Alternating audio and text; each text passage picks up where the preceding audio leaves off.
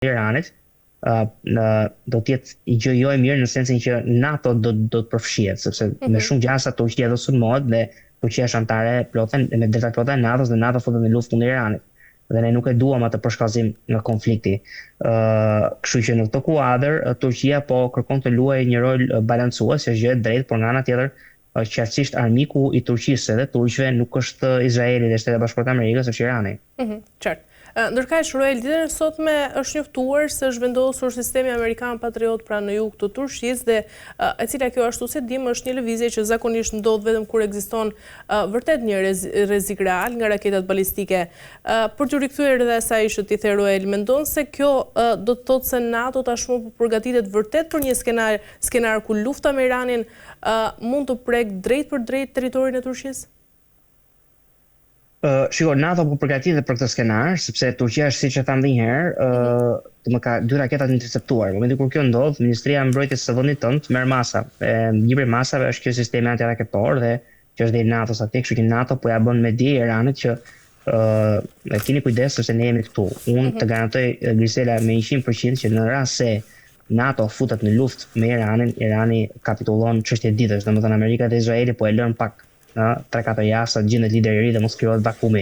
Direkt për mua arsyeja pse po zgjat kaq shumë kjo luftë është sepse Amerika dhe Izraeli nuk kanë një lider të arshëm dhe nuk duan të krijojnë vakum politik. Se po të ishte për ta mbyllur këtë luftë, kjo luftë ishte mbyllur me kohë me vakt, domethënë se Irani nuk ka fuqi fare domethënë të përballet me Shtetet Bashkuara të Amerikës. Aq më tepër pastaj me një Amerikë që po përdor as 5 apo 10% të resurseve të vet. Kështu që me NATO kjo luftë do mbyllet. Problemi është që me NATO ka një përshkallëzim të konfliktit, sepse Irani do të sulmonte vendet anëtare të NATO-s ku jemi dhe ne. Dhe këtu pastaj bëhet shumë problem. Me raketa që vinë në Evropë etj. Bëhet jashtëzakonisht shumë problem sepse përshkallëzohet konflikti dhe nuk e do njëri këtë gjë. Kjo është arsyeja pse NATO është e kujdesshme, siç për shembull në konfliktin në Ukrainë, NATO i ka kapacitetet të futet në Ukrainë edhe të shpori rusët që aty. Por Rusia ka armë bërthamore, dhe duke ditë që ne nuk duam një konflikt bërthamor midis NATO-s dhe Rusisë, NATO nuk është përfshirë. Kjo është arsyeja, domethënë, pra NATO është organizëm deterrent që kërkon të shmang konfliktin, jo ta shkaktoj konfliktin. Qartë.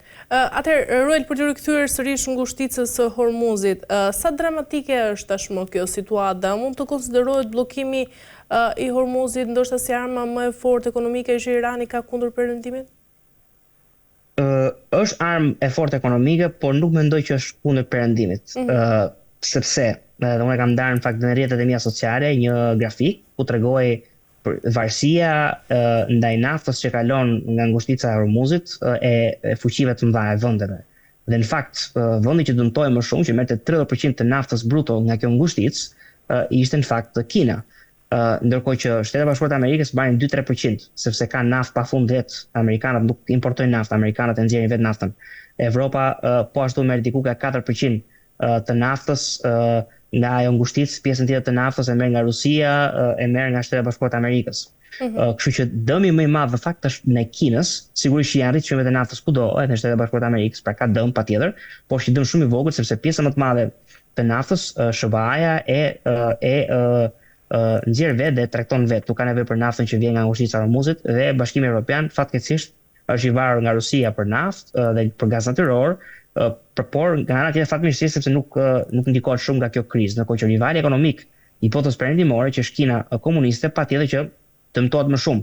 Dhe unë kam thënë dhe një shkrim tjetër timi që ky sulmi ndaj Iranit në fakt është një rrugë e dy punë. Pra në njërin anë ti godet një regjim ushtarakisht dhe nga ana tjetër godet ekonomikisht Kinën, e cila sigurisht që dëmtohet shumë më shumë se sa vendet e tjera nga rritja e çmimeve të naftës krudo në botë. Qartë. Ruel, në fakt, pasojat e para tashmë po ndihen edhe në vendet e vogla, pra në vendin tonë çmimi i karburanteve ka nisur të rritet vetëm pak ditë pas përshkallëzimit të konfliktit në Lindjen e Mesme. Mendon se kjo është goditja e parë ekonomike? Kjo është goditja vetëm ekonomike, se Irani nuk ka asnjë lloj leve në dorën e vet përveç ngushticës së Hormuzit dhe mos harrojmë që është një detaj shumë interesant të fakt, Shtetet Bashkuara të Amerikës para një jave president Trump anoncoi që ai do të kishte nxjerrë një politik sigurimi, ku çdo vend që kërkon, çdo anije që kërkon siguri për kalimin e ngushticës së Hormuzit, paguan Shtetet Bashkuara të Amerikës dhe do të jetë marina amerikane, ushtria amerikane që do të sigurojë kalimin e këtyre anijeve. Kështu që në këtë kuadër, edhe në fakt është edhe vlen gjë që do të thënë Grisela që shumë e rëndësishme, ne nuk e dim as mbyll apo jo ngushtica e Hormuzit. Ka detaj që thonë që është mbyllur, por ka raportime që thonë që është akoma pa mbyllur dhe amerikanët po luftojnë. Dhe unë jam i bindur që Amerika do të po e lë të mbyllet për pak sa të goditet Kina, dhe në momentin kur atë t'ia ka ndonë goditja ekonomike e Kinës, do tani hapin sërish për kalim normal të mallrave dhe të naftës. Kështu që Irani këtë ka në dorë vetëm këtë, domethënë ngushtica e Hormuzit, se s'ka asnjë tjetër në dorë, sepse është një vend që nuk bën tregti globale, nuk është një treg i madh konsumatorësh që ja u hoqën kompanitë amerikane dhe nuk kanë kushtesin, nuk është se ka eksporte në vende të tjera aq shumë, kështu që ky është i vetmi akt që Irani ka në dorë, është një farë mënyrë hapi fundit para kapitullimit. Në vazhdim, Ruel, mendon se do të kemi rritje të fortë të çmimeve të energjisë, ndoshta dhe inflacionit të ri global? Mendoj që inflacioni do të ndikohet patjetër, po, sepse sigurisht nafta është komponent kryesor i transportit të çdo produkti. Në momentin kur rritet nafta, rritet kosto e transportit, në momentin kur rritet kosto e transportit, rritet kosto e produktit, dhe në momentin kur rritet kosto e produktit, sigurisht që ajo u kalon konsumatorëve në mënyrë direkte, sepse ai prodhuesi nuk do të mbajë vetë koston, do ta çojë, do ta shesi tek furnitorët apo dhe tek konsumatori me çmime më të larta që ai të ruajë marzhin e fitimit. Është krejt normale, logjikë normale e biznesit, kështu që sigurisht që do të ketë rritje për çmimet e çdo gjëje, dhe nga ana tjetër edhe shifrat ekonomike që ne marrim nga Shtetet Bashkuara të Amerikës nuk janë të mira, është e vërteta, për arsye të tjera. Pra së fundi payroll reporti, pra raporti i vendeve të punës tregoi që Shtetet Bashkuara të Amerikës kanë humbur 92.000 vende pune në muajin e kaluar, dhe nga ana tjetër kemi një rritje të projektuar për këtë quarter, për këtë 4 mujor, 1.8% që shumë e ulët se sa pritshmëritë dhe se sa quarteri i kaluar dhe se sa quarteri ose 4 mujori i njëjtë vitin e kaluar. Kjo në fakt nuk ka të bëjë shumë ka pak të bëjë me pasigurinë gjeopolitike, ka shumë të bëjë me politikat tarifore të administratës Trump dhe politikat proteksioniste të tyre, të cilat po e godasin në fakt sipërmarrjen amerikane më shumë se sa po e ndihmojnë, megjithatë është diskutim tjetër, por që do të ketë impakt në inflacionin global, mendoj që po, patjetër. Në fakt nga Teherani është thënë se lufta mund të zgjasë derisa presioni ekonomik global të detyrojë botën të ndalojë sulmet. Po përpiqet tashmë Irani të fitojë kohë apo të ndryshojë ndoshta dhe ekuilibrat e fuqisë?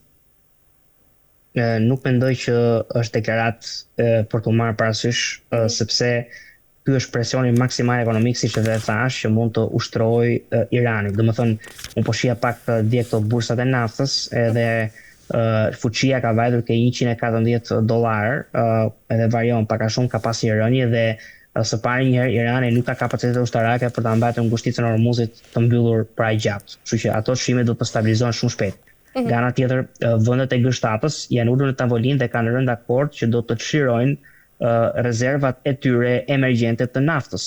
Kjo do të rrisë ofertën globale të naftës duke ulur dhe çmimet. Që këto dy faktorë stabilizues do ta bëjnë atë presion ekonomik të Iranit komplet obsolet, domethënë një presion që nuk ka asnjë lloj fakti, dhe të mos harrojmë që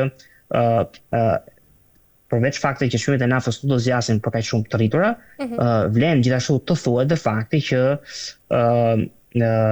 siç e thash më parë, që nuk është vetëm nafta komponenti i tregtisë globale, që Irani realisht të kishte mundësi të ndikonte në ekonominë botërore, do duhet që Irani të ishte eksportues i madh, do duhet që Irani të ishte treg i madh për konsumatorët amerikanë, për konsumatorët evropianë, për konsumatorët kinesë. Nuk është kjo.